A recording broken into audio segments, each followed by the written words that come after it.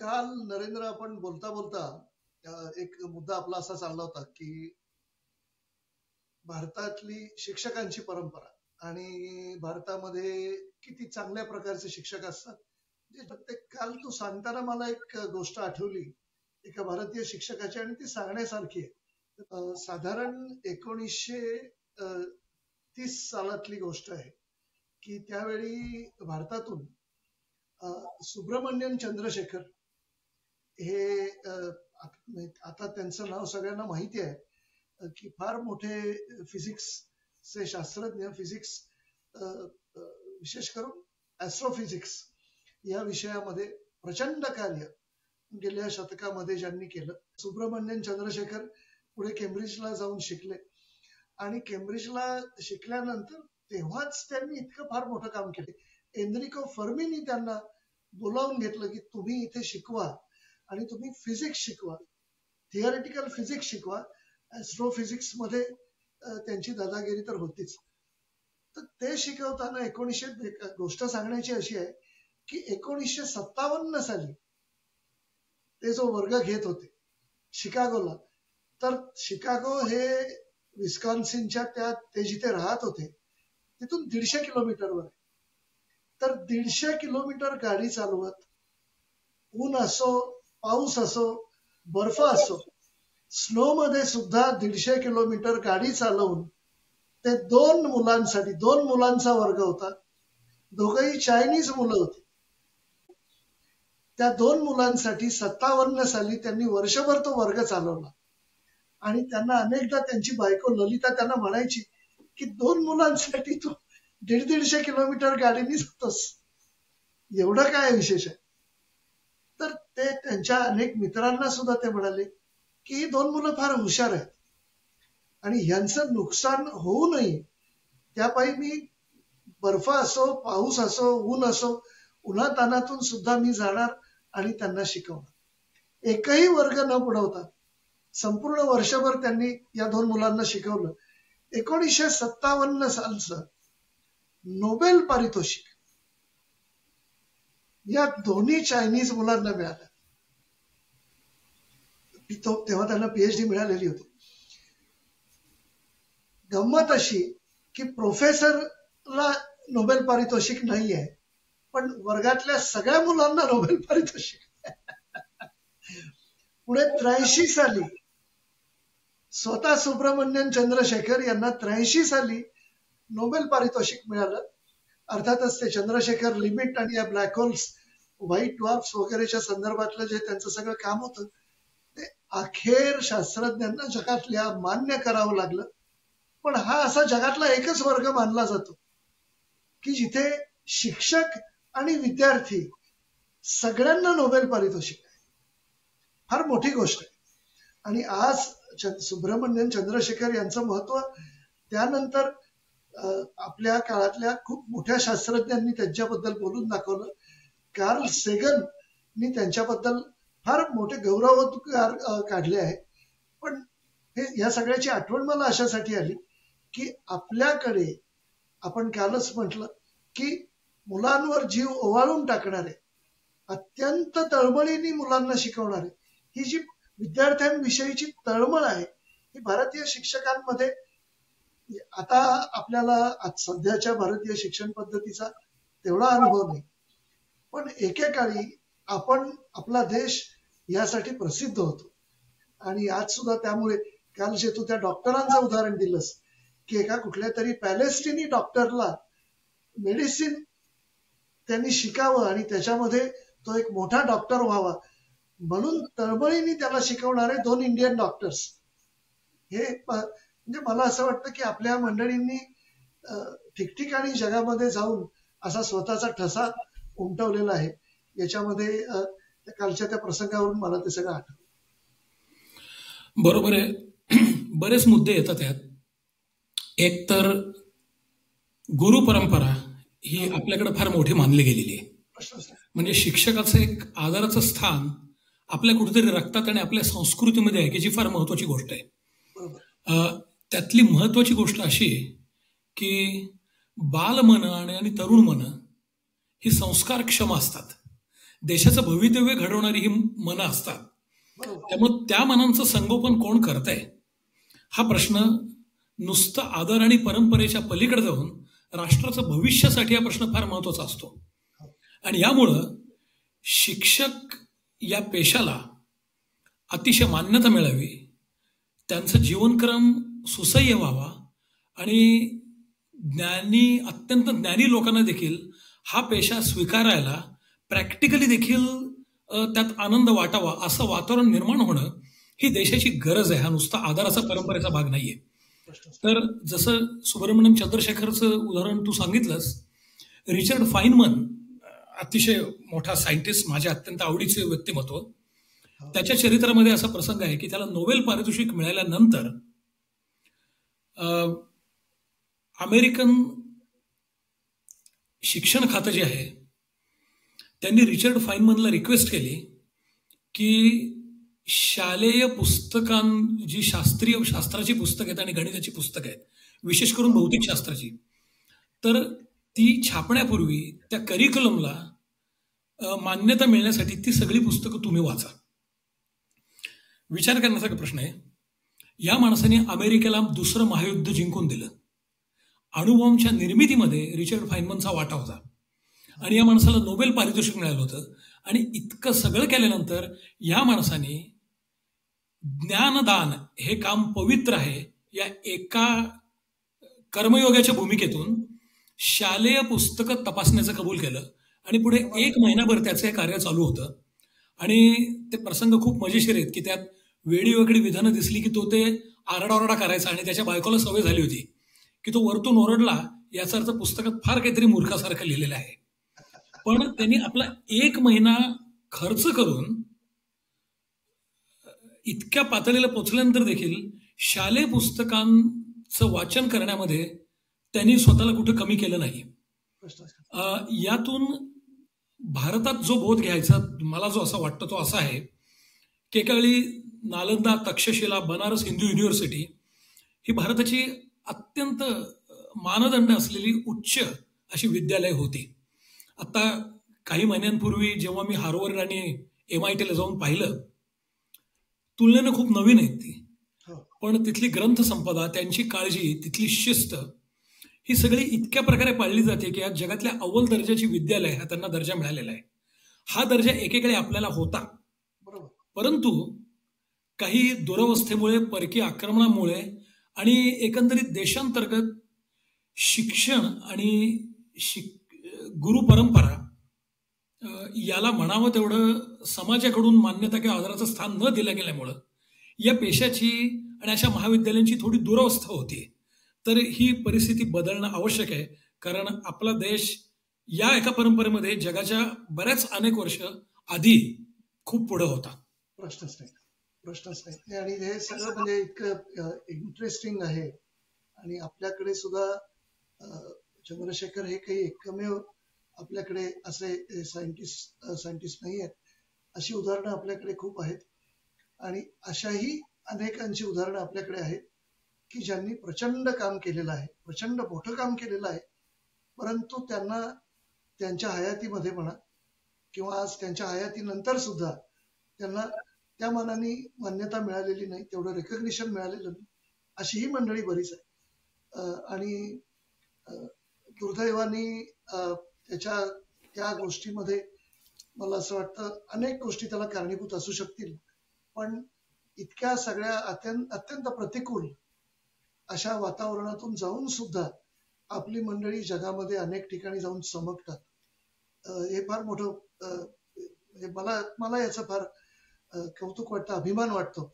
आणि आपण काल म्हटलं तसं की या सगळ्याचा आपण कुठेतरी एक भाग आहोत आणि याच्यामधले आपल्या लहानपणी अत्यंत दर्जेदार शिक्षण देणारे कितीतरी शिक्षक वेगवेगळ्या विषयांचे आपल्याला सुद्धा लाभले. म्हणजे आज मराठी कविता पूर्वीच्या आठवताना, संस्कृत सुभाषितं आठवताना, अनेक इंग्रजी काही लेखकांची वाक्य आठवताना मला ते सरांचे चेहरे डोळ्यासमोर उभे राहतात आणि लक्षात येतं की अरे म्हणजे त्यावेळी त्यांना ही पूर्ण कल्पना असेल की आपल्या समोर ही 8, 10, 12 वर्षाची मुलं जी बसलेली आहेत यांना काय त्यावेळी काय आपल्याला कळत असेल, पण त्या सुद्धा वातावरणामध्ये अतिशय मनापासून अतिशय डेडिकेशननी सगळं ते आपल्याला द्यायचं, असं डे इन डे आउट अक्षरशः रोज हे आपल्यासाठी करणारी कितीतरी माणसं अशी होती. आणि त्यांच्या सुपूर्त आपल्याला करून आपल्या घरातली मंडळी निश्चिंत असायची. हे मला माहिती आहे की शाळेत गेल्यानंतर मग त्या शिक्षकांनी तुम्हाला पाठीवर धपाटे रपाटे घातले, तुम्हाला तुमची डोकी फोडली, तरी सुद्धा घरच्या लोकांना याचा काहीही फरक पडायचा नाही. म्हणजे आमच्याकडे तर हातावरचे वळ छडीचे घरात दाखवले तर आणखीन धपाटे पडायचे, कारण तूच काहीतरी केलं असेल, नाहीतर सर तुला कशाला मारतील, अशा पद्धतीचा एक इतका गाढ विश्वास, इतका प्रचंड ट्रस्ट त्या सरांमध्ये घरच्यांनी टाकलेला असायचा. आता परिस्थिती मला असं वाटतं संपूर्णतः वेगळी आहे आणि कदाचित आता या गोष्टीला तेवढी राजमान्यता नाहीये. शिक्षकांनी विद्यार्थ्यांवर हात उगारण्याला तेवढा आता त्याच्यामध्ये आता पुष्कळ मध्ये अडचणी सुद्धा असतील, पण एक तो असा काळ होता जेव्हा पंतोजी पद्धत आणि ती गुरु शिष्य परंपरा आपल्या वेळची होती, त्याच्यामध्ये शिक्षकांना मुक्त हस्त दिलेला मला आठवतोय. एक वैयक्तिक आठवण सांगायची झाली आहे शिक्षकाच्या संदर्भात, तर माझे आजोबा शिक्षक होते. सातारा कराड जिल्ह्यामधल्या बहुतेक गावांमध्ये त्यांनी प्राथमिक शाळेत शिकवलं होतं. आणि त्यानंतर अनेक वर्षांनी इथलं जे मार्थाज विनियार्ड हे अत्यंत संपन्न बेट आहे, त्याचा उल्लेख मी माझ्या पुस्तकामध्ये केलेला आहे की अमेरिकेचे राष्ट्राध्यक्ष त्यांची सुट्टी घेतात ती या बेटावर घेतात. एवढं ते सुंदर आणि स्वतंत्र असं बेट आहे. पण तिथे एक आठवडा आर्ट रेसिडेन्सी करायची मला संधी मिळाली आणि त्या बेटावर ज्या 3-4 शाळा आहेत तिथं जाऊन त्या विद्यार्थ्यांना शिकवायचं. आता ही सर्व मुलं अत्यंत सधन अवस्थेतली होती, परंतु त्यांच्यावर संस्कार कारण त्यांना स्कूलिंग इतकं चांगलं मिळालं होतं की अगदी 4वी-5वीतली मुलं अत्यंत हुशार, चुणचुणीत आणि निर्भीड पण नम्र अशी होती. आणि शिक्षकांना म्हणजे आता त्यावेळी मी होतो, माझ्या राष्ट्रापासून, आपल्या राष्ट्रातल्या चालीरीतीपासून, खाण्यापिण्यापासून सर्व प्रश्न त्यांनी विचारले. म्हणजे खरोखर अशा मुलांसमोर उभं राहताना आपण एक राष्ट्राचं प्रतिनिधी असतो याची आपल्याला जाणीव होते. आपल्या वागणुकीवर ते इंडियाला जज करतील अशी कुठेतरी परिस्थिती होती. तो एक वेगळा अनुभव होता.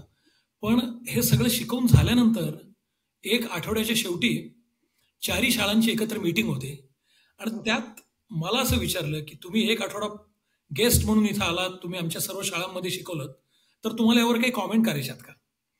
तर मी असं म्हणालो होतो की अत्यंत संपन्नता आणि आर्थिक आणि इतर सर्व प्रकारचं पाठबळ मिळाल्यावर संस्कारक्षम मुलं लहान वयामध्ये देखील किती प्रगती करू शकतात हे तुमच्यापैकी प्रत्येक शाळेतल्या प्रत्येक विद्यार्थी आणि विद्यार्थिनीमध्ये मला जाणवते. फक्त मी असं म्हणलं की प्रॅक्टिकली हे जगात सगळीकडं जरी शक्य नसलं तरी जगातलं कुठलंही मूल असं नाही की जे अशा प्रकारची मदत डिझर्व करत नाही. म्हणजे तुमच्या शाळेतल्या मुलांना जी एक्सक्लुझिव्ह आर्थिक पाठबळ आणि सोयी मिळाल्या, जगातल्या कुठल्याही मुलाची पात्रता आणि डिझर्विंग हे आहे की त्याला या सगळ्या सोयी मिळाव्यात. कारण यात मुलांचा मिळत नसतील तर तो मुलांचा अपराध नाहीये. आणि म्हणून मी आजोबांची गोष्ट सांगितली की त्या काळी कंदिलाच्या प्रकाशात शिकवणीचे पैसे वगैरे तर सोडाच, पण रात्री विद्यार्थी घरी राहायला यायचे आणि त्यांना कंदिलाच्या प्रकाशात शिकून वरती त्यांना रात्रीचं जेवण द्यायचं आणि सकाळी त्यांना त्या एसटीत किंवा सायकलवर कुठेतरी बसून द्यायचं. ही सगळी कामं आजोबा करायचे. आणि मी त्या शाळेतल्या लोकांनी आठवण सांगितली आणि मी म्हणालो की त्या काळी लोकांकडे पैसे नसतील, विद्यार्थी गरीब असतील, वाहतुकीची साधनं फारशी चांगली नसतील, पण शिक्षकाचं कर्तव्य आणि ते शिकवण्याची जी तळमळ होती ती जगातल्या चांगल्यात चांगल्या ठिकाणामधल्या शिक्षकांपेक्षा कुठेही कमी नव्हती, हे मी अभिमानाने म्हणू शकतो. आणि खूपच मोठी गोष्ट आहे. आणि मला असं वाटतं की याच्यात म्हणजे पुन्हा आपण आपण ज्या वातावरणात वाढलो, तर त्याच्यातला तो आपल्या नशिबाचा पण भाग आहे की सगळ्यांना तशी संधी मिळत नाही. आणि म्हणून एकेकाळी पुण्यामध्ये जी काही नामवंत ज्या शाळा होत्या, नामवंत कॉलेजेस होती, तर तिथे लांब लांबून लोक शिकायला ज्यासाठी यायचे, तर त्याचं हेच मला असं वाटतं कारण होतं की अतिशय उच्च दर्जाचं शिक्षण, अतिशय मोठी माणसं तुम्हाला शिक्षक म्हणून लाभायची आणि त्यांचा सहवास तुम्हाला मिळायचा. बरं, तेव्हाचे शिक्षक, प्रोफेसर सुद्धा असे असायचे की ते तेवढ्यापुरतं शिकवून झाल्यावर नंतर घरी जाऊन काही म्हणजे रेडिओ ऐकतायत, टीव्ही बघतायत, असं तेव्हा नसायचं. मला तर आठवतंय की शाळा संपल्यानंतर सुद्धा शिक्षकांशी, आमच्या शाळेमध्ये शिक्षकांना घेरून मुलं शिक्षकांना प्रश्न विचारत असत. कॉलेजमध्ये असताना सुद्धा प्रोफेसरांच्या घरी जाऊन त्यांच्याशी बायोलॉजी सारख्या विषयावर चर्चा केलेल्या मला आठवत. म्हणजे मी SP कॉलेजला असताना भागवत नावाचे आमचे ज्युनियर कॉलेजचे प्रिन्सिपल होते आणि बायोलॉजीचं त्यांनी बॉटनीचं पुस्तक केलं होतं, डॉक्टर शरद भागवत. तर त्यांना एकदा मी काहीतरी प्रश्न जेव्हा विचारला, तर तेव्हा ते खूप महत्वाच्या मीटिंगमध्ये होते, कारण ते ज्युनियर कॉलेजचे प्रिन्सिपल होते. तर ते मला म्हणाले की तुम्ही संध्याकाळी माझ्या घरी या. मी संध्याकाळी त्यांच्या घरी गेलो, तर त्यांनी माझ्यासाठी अक्षरशः 10 पुस्तकं आणि 10 पुस्तकांची पानं उघडून त्याच्यामध्ये असे बुकमार्क्स ठेवलेले होते. आणि मी 5 मिनिटं उशिरा तिथे पोहोचलो, सायकलवरनं वगैरे आपण पुण्यातनं जाताना. तर मलाच इतकी लाज वाटली की सर घरी गेल्यानंतर आपल्यासाठी सरांनी ही सगळी तयारी करून सर बसले. म्हणजे कल्पना करा तुम्ही की एखाद्या कॉलेजचा प्रिन्सिपल इतका मोठा माणूस सुद्धा विद्यार्थ्याचं शंका निरसन करण्यासाठी संपूर्ण आपली संध्याकाळच देतो असं नाही. आणि त्यानंतर रात्री 9:30-10 पर्यंत, म्हणजे मला तो विषय समजला की नाही हे मला त्यावेळी कळण्यापेक्षा सरांना जास्त त्रास द्यायला नको म्हणून तो विषय मला आता पूर्ण कळला आहे असा बहाणा करून मी तिथून पळालो. कारण मला म्हणजे संपूर्ण ती गोष्टच माझ्या दृष्टीने अतिशय स्वतःलाच लाज वाटेल अशी ती गोष्ट होती की बापरे, आपण सरांना एक साधा प्रश्न विचारायचा आणि सरांनी ती गोष्ट इतकी मनावर घेतली की त्यापायी सरांनी तासनतास खर्चून पुस्तकं, लायब्ररीची म्हणजे संपूर्ण संदर्भ आपल्या समोर ते खुले करायचे. सोपी गोष्ट नाहीये, पण असं करणारी माणसं तेव्हा होती. आणि म्हणजे पुढे PhD करायला जाताना ह्या सगळ्या माणसांचं कुठेतरी आपल्यावर ऋण आहे आणि ते आज ना उद्या आपल्याला फेडायला पाहिजे. कारण हे जर आपण आत्ताचं जे शिकतोय ते जर आपण नीट शिकलो नाही, तर it will be a tremendous injustice to all of this people who have mentored me in the past. अशा पद्धतीचं एक ते मला मनामध्ये वाटायचं की या लोकांना आपण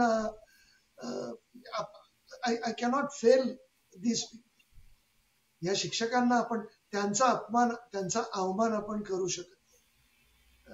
आणि हे मला असं वाटतं की खूप मोठी गिफ्ट त्यांच्याकडून, या शिक्षकांकडनं आपल्याला त्यावेळी मिळाली. तुम्हाला जसे बॉटनीला भागवत सर होते, 11वी मध्ये फर्ग्युसन कॉलेजमध्ये आम्हाला इंग्लिशला भागवत सर होते. त्यावेळी हायर इंग्लिश, आपण मराठी शाळेत शिकलेलो, हायर इंग्लिश हा विषय प्रथमच 11वी मध्ये घेतला गेला. तर ते ऍडव्हान्स लेसन होते, पण त्यात जगप्रसिद्ध व्हायोलिन वादक यहुदी मेन्युहिन, त्यांनी वयाच्या 7व्या-8व्या वर्षी इंग्लंडच्या रॉयल अल्बर्ट हॉलमध्ये बेथोव्हनची सिम्फनी वाजवली होती, की जी एवढ्या लहान वयात चमत्कार मानला गेला. आणि तो धडा आपल्याला त्यावेळी यंग मेन्युहिन्स ग्रेटेस्ट चॅलेंज असा तो धडा होता. तर त्या धड्यातलं एक वाक्य असे की त्यावेळी मेन्युहिन इतका लहान होता की व्हायोलिनचे सूर जुळवण्यासाठी त्या खुंट्या ट्यून करायला लागतात तिथपर्यंत त्यांचे हात पोचत नव्हते किंवा तेवढी ताकद नव्हती. तर त्याच्या वडिलांनी त्याला व्हायोलिन ट्यून करून दिलं आणि रॉयल अल्बर्ट हॉलमधले लोक म्हणाले की आता हा मुलगा म्हणजे त्याला व्हायोलिन ट्यून देखील करता येत नाही, काय वाजवणार. आणि त्यानंतर त्यांनी उत्तम बेटोव्हन्स फिफ्थ फार चांगल्या प्रकारे वाजवली. तर ह्या धड्याच्या वेळी बरं हल्ली आता इंटरनेटमुळे कुठलंही काही ऐकणं फार सोपं झालेलं आहे. पण त्यावेळी पुण्यासारख्या ठिकाणी म्हणजे 1978 वगैरे सालची गोष्ट आहे, युरोपियन वेस्टर्न क्लासिकल म्युझिक ज्याला म्हणतात ते तेवढं उपलब्ध नव्हतं. आमच्या इंग्रजी भागवत सरांनी कुठून तरी ते रेकॉर्डिंग मिळवलं आणि 10 मिनिट वर्गामध्ये ते ऐकवलं. त्यावेळी त्या हार्मोनी, सिम्फनी, ऑर्केस्ट्रल कॉम्पोजिशन या कॉन्सेप्ट त्यावेळी काहीही नव्हत्या. परंतु ते ऐकायला फार गोड वाटलं. आणि मुख्य म्हणजे तो धडा विसरला असेल पण एका शिक्षकाने त्या धड्याचा एक प्रत्यय अनुभवाच्या रूपाने यावा यासाठी काय प्रयत्न केले. म्हणजे ती दुपार, त्यावेळी ढगाळ हवामान होतं, म्हणजे इंग्लंडमध्ये जशी हवा असते तसंच वातावरण त्याला निर्माण झालं होतं. आणि त्यात ते सूर त्या फर्ग्युसनच्या एम्पी थिएटरमध्ये ऐकताना एक असा मनावर संस्कार झाला की तो एक धडा, परीक्षेत मिळालेले यश, या सगळ्याच्या पलीकडं जीवनाला काहीतरी तो अर्थ देऊन गेला. कमाल आहे, कमाल आहे, कमाल आहे. आम्हाला सुद्धा SP कॉलेजला फार चांगले इंग्रजीचे शिक्षक होते. शाळेमध्ये मला असं आठवतं की शाळेमध्ये एक आमचे सर जे होते त्यांचा ज्ञानेश्वरी वगैरे विषयांचा प्रचंड अभ्यास होता. ते पुढे आळंदीला इंद्रायणी कॉलेजचे प्राचार्य म्हणून गेले तिकडे. आणि कुठल्याही विषयावर कोणताही प्रश्न मुलं आपल्याला विचारू शकतील असं त्यांनी, म्हणजे मुलांपुढे त्यांनी तासावर आले की ते पुढे पुढे म्हणजे मोठ्या येताना 7वी 8वी नंतर तर ते शिकवतच नसत. तर ते सगळ्या मुलांना असं सुचवायचं की तुम्ही मला काहीही प्रश्न विचारा, तुम्ही हुशार मुलं आहात, बालभारतीचं पुस्तक वाचणं किंवा पाठ्यपुस्तक मंडळाचं पुस्तक वाचून परीक्षा देणं हे तुमच्यासाठी काही अवघड काम नाही. पण तुम्हाला याच्या पलीकडे मला काही विचारायचं असेल तर विचारा. आणि मुलं त्यांना वाटेल ते विषय विचारायचे की सर रामायणामध्ये ते विमान होतं ते खरं होतं का? मग रामायणातलं विमान जर खरं असेल तर ते कसं काय तेव्हा चाललं असेल, कारण तेव्हा तर राईट बंधूंनी काही शोध लावला नव्हता. तर ह्याच्यावर कुठल्या तरी शिक्षकांनी काहीतरी धातूर मातूर उत्तर दिलं असतं की अरे तुम्हाला काय करायचंय, ते पुराणातली गोष्ट आहे. तर ठीक आहे ना, विमान चालवलं ते त्याच्यावर आता चर्चा करू नका. तर ते रामायणाचं ज्या कुठल्या रामायणाच्या कांडामध्ये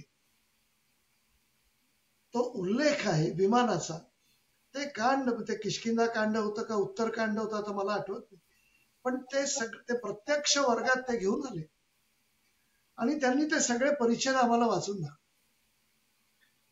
आणि हे मूळ रामायणातलं, अर्थात त्याचं ते मराठी भाषांतर होतं, पण मूळ रामायण जसंच्या तसं.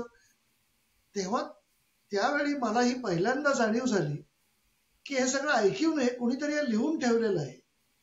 हे अत्यंत याचे डिटेल्स कुठेतरी याची नोंद झालेली आहे. आणि सरांना मग त्यानंतर मग सर हे कुठे वाचायला मिळेल, मग त्यानंतर त्यांनी आम्हाला पुण्यामध्ये इतर कुठे त्याच्यात ती पुस्तकं मिळतील याचे उल्लेख दिले. त्यानंतर मग महाभारताच्या सगळ्या भागांपर्यंत आम्ही गेलो. आणि म्हणजे कुठल्याही महाभारताचा अध्याय असेल, गीतेचा अध्याय असेल, रामायणाचा कांड असेल, त्यांना ह्या कुठल्याही पुस्तकाबद्दलचा कुठलाही प्रश्न हा तुम्ही विचारू शकत होता. तसेच एक डॉक्टर अभ्यंकर म्हणून आमचे सर होते 9वी मध्ये. ते आता त्यांचं त्याच्यामध्ये तर पुष्कळ पुढे त्यांनी आता ते गेले आहेत आणि त्याच्यामध्ये त्यांनी अनेक पुस्तकं या संत परंपरेवर, वारकरी संप्रदायावर, या भारताच्या पौराणिक इतिहासावर वगैरे पुष्कळ त्यांनी ग्रंथसंपदा तयार केली आहे. पण म्हणजे अशी अनेक ज्याला आपण रत्न म्हणू अशी शिक्षक रत्न आमच्याकडे आमच्या शाळेत होती. आणि त्याचं मला म्हणजे पुन्हा पुन्हा या टप्प्यावर आयुष्याच्या मला त्याचं एक खूप एक ते ब्लेसिंग आणि असंच समाधान वाटतं की आपलं नशीब, आपलं भाग्य किती मोठं होतं ही जाणीव वारंवार होते. आणि पुण्यात जेव्हा मी जातो, मित्रांना भेटतो, तेव्हा सुद्धा आमच्या चर्चेमध्ये हा खूप महत्वाचा भाग असतो की किती ते सगळे सुंदर दिवस होते.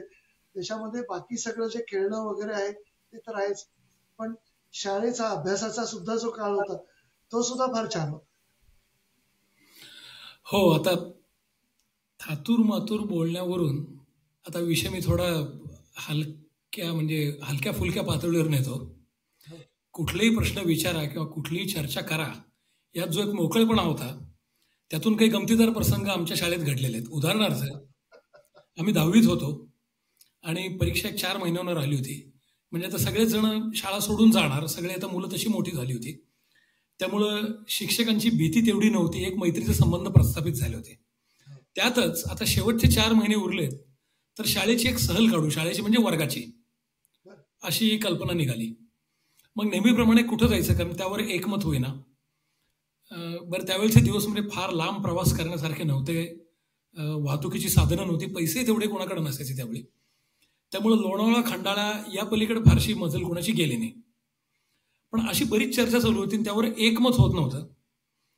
शेवटी तो आमच्या वर्गातला तो रास्ते नावाचा जो मुलगा आहे, तो थोडा जरा असा बंडखोर आणि डॅम्बिश ज्याला म्हणतात तसा होता. तर ते आमच्या जोशी सरांना तो म्हणाला, आता लक्षात घ्या, मी मॉडर्न हायस्कूलमध्ये जात होतो, ज्यांना माहिती आहे त्यांना कल्पना आहे की जंगली महाराज रोडवरती शाळा आहे. तर तो म्हणाला, सर मला एक कल्पना सुचलेली आहे. हा, ते म्हणले, हा रास्ते बोल. तो म्हणला, जंगली महाराज मंदिरात सहल काढू. अरे ते तिथे शेजारीच आहे, ते शाळेच्या शेजारीच आहे ते. तर ते जोशी सर इतके चिडले, ते म्हणाले, जंगली महाराज मंदिरात जायचं तर बापाला घेऊन जा, मला कशाला विचारतोस. यावर रास्ते म्हणाला, माझा बाप दर गुरुवारी जातो, मीच अजून गेलेलो नाहीये. इथं सगळ्यांना सासू आली आणि ती चर्चा संपली.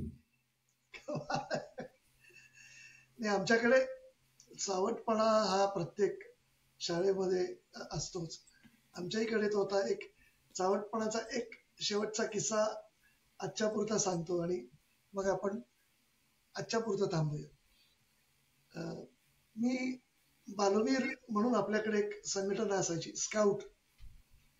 तर ती इकडे जी अमेरिकेमध्ये जी स्काउट आणि गाईड आणि जी संघटना आहे त्याचाच एक भाग तो भारतामध्ये पण आला होता. तर स्काउट, बॉय स्काउट म्हणून एनसीसी मध्ये तुम्ही जायचा किंवा बॉय स्काउट म्हणून तुम्ही, त्यावेळी आपल्याकडे असे आपल्याला ऑप्शन्स होते.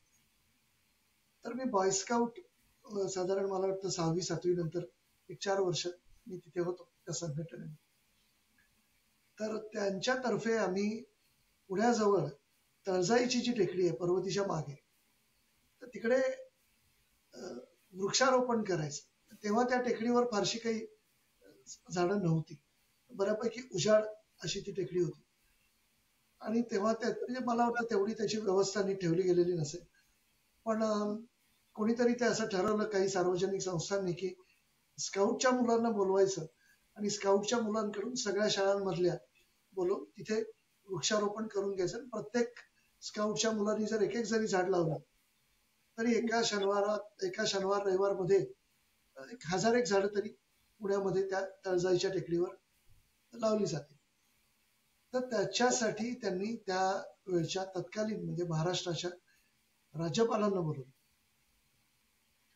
आणि राज्यपाल आम्हा सगळ्या स्काउटच्या म्हणजे मुलांमध्ये, बालवीरांमध्ये राज्यपाल सामील झाले आणि आमच्या बरोबर त्यांनी सुद्धा झाडं लावली.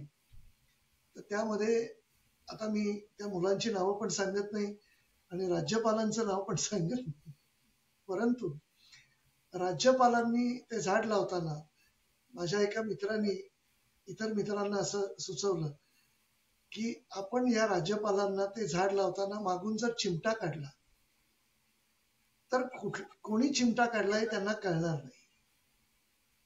या कटामध्ये अनेक बालवीर सामील झाले. शेवटी कोणीतरी कुठल्या तरी नालायक कार्ट्यांनी राज्यपालांना चिमटा काढला.